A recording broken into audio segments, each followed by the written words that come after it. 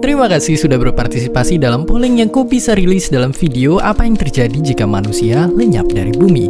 Berdasarkan pilihan terbanyak kalian, kali ini kau bisa akan membahas bagaimana kita, manusia, dapat menghancurkan bumi.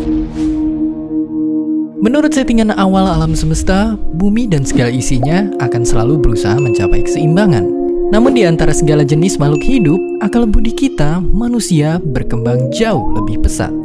Setelah berhasil membangun peradaban dan teknologi canggih, mungkin kita mulai berpikir, jangan-jangan kitalah spesies terhebat yang ditakdirkan untuk menguasai bumi. Inilah konsep antroposentrik yang mengawali kehancuran bumi. Demi memenuhi kebutuhan pribadi, kita tanpa sadar telah merusak keseimbangan dengan alam. Saat ini ada sekitar 7,5 miliar manusia di bumi dan semuanya butuh makan. Akhirnya kita mencoba menghasilkan makanan sebanyak-banyaknya tanpa peduli dampaknya pada lingkungan. Kita mulai menebang dan membakar hutan untuk membuka lahan pertanian. Setiap harinya ada hutan seluas seluruh area Monas yang lenyap. Kita tidak sadar bahwa satu orang butuh oksigen yang dihasilkan oleh setidaknya 22 pohon. Yang kita lakukan justru sebaliknya. Selanjutnya lahan yang sudah dibuka kita tanami terus-menerus sambil kita beri pupuk-pupuk kimia supaya subur. Nyatanya, kita justru membuat tanah jadi asam dan tak bisa ditanami lagi. Cara kita memanfaatkan hewan juga sama parahnya.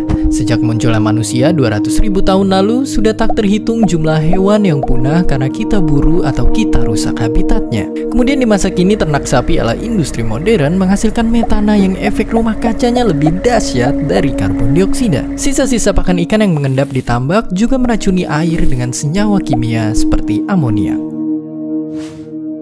Limbah tambak mungkin cuma satu dari sekian limbah lain yang seenaknya kita buang ke sungai, danau, dan laut. Sementara itu, kita masih seenaknya menyedot air tanah mentang-mentang bumi terdiri dari banyak sekali air. Padahal, nyatanya hanya sedikit sekali jumlah air yang sesungguhnya bisa kita minum.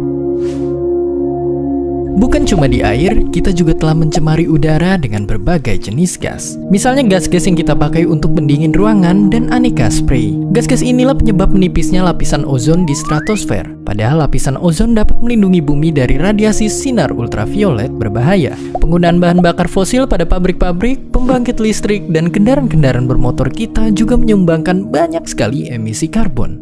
Gas-gas ini bukan cuma mengganggu pernapasan kita, tapi juga menambah gas rumah kaca yang memperparah pemanasan global.